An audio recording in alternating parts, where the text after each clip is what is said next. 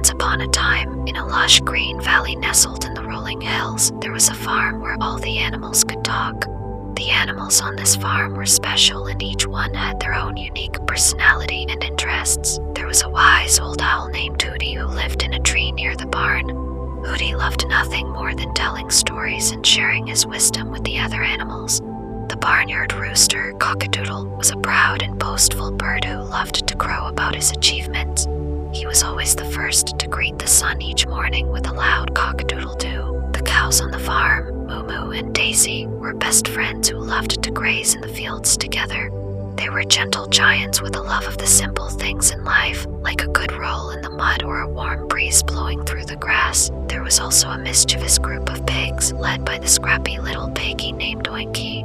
Oinky and his friends loved to play pranks on the other animals and were always up to some kind of mischief. But the real stars of the farm were the horses, Thunder and Lightning.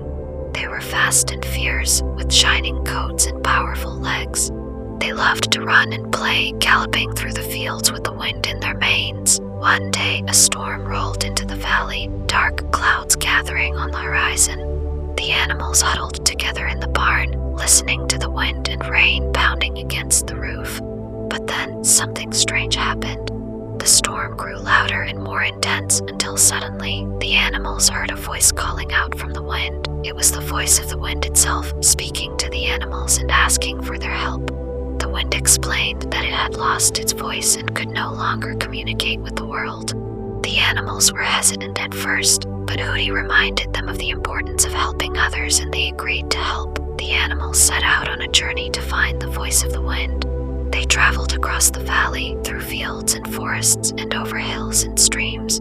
They encountered many challenges along the way, but with Hooty's wisdom and the bravery of the horses, they never lost hope. Finally, they reached the top of a high mountain, and there they found the voice of the wind. The wind was trapped in a crystal cage, and the animals worked together to free it.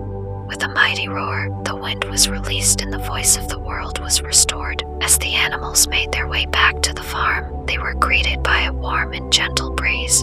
The wind thanked them for their help and promised to always be there for them, no matter what. And as the animals settled into their cozy beds for the night, they drifted off to sleep, filled with a sense of peace and contentment.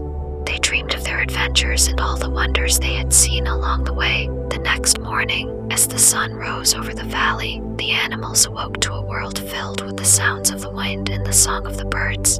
And they knew that they were truly lucky to live in a world where anything was possible and where friends and adventures were always just around the corner.